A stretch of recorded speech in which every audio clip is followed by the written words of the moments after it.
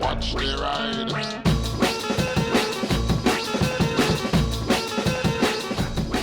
Hey everybody, so another riding tip video, counter steering. Yeah, I know there's a million videos on it, but people keep asking me to make the video, so I'm gonna make the video and try and explain to you in the simplest terms what counter steering is and why it's kind of a thing that only new riders talk about.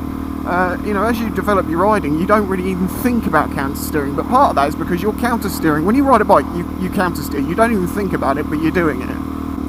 Now, the very basic effect of counter steering is that, think about it, okay, so you've got the handlebars. If I push that way on this bar, what will happen? Well, the bar's going to turn to the left, and my wheel's going to turn to the left, so I will turn to the left, right? Wrong.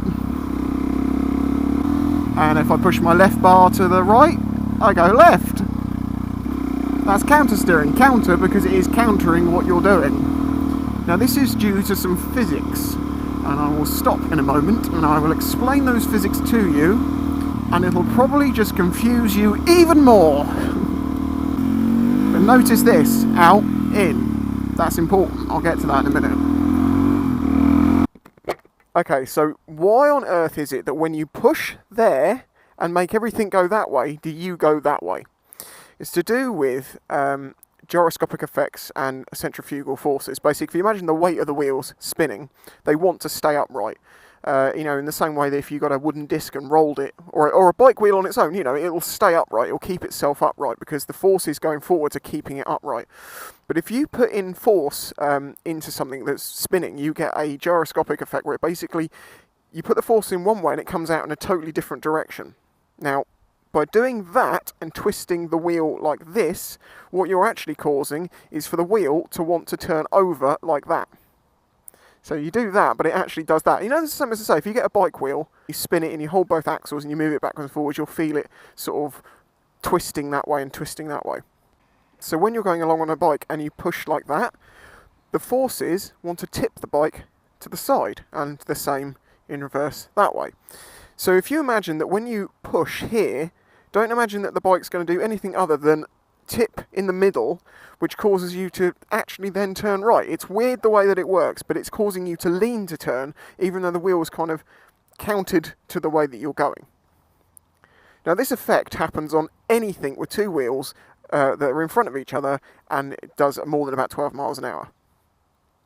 At this speed, if I push this side, I go this side. But if I go a little bit faster, and I push this side, I go that way.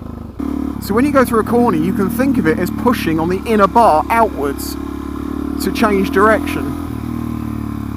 But as I say, this is something that you just naturally do. You can't really ride a bike without doing it. It's just when you're holding the bar, you're seeing it as you doing this and this rather than pushing. Now remember back to that little flick I was talking about? I just did it again.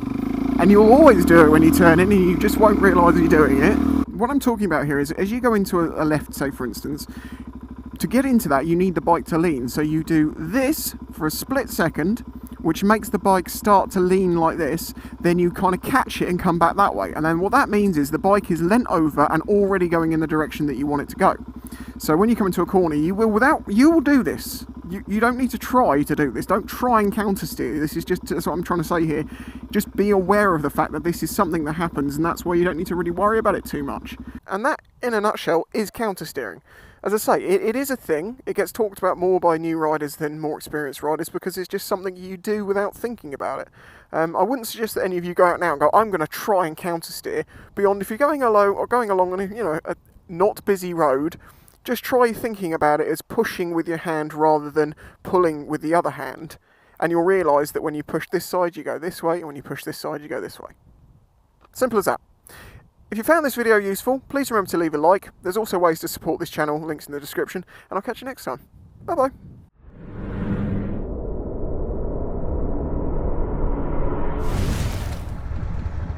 What are you doing? I want to change the exhaust. Little turn signal. Gotta get me my Egg McMuffin. And I dropped it on the ground today. Boom. Perfect day to go for a ride.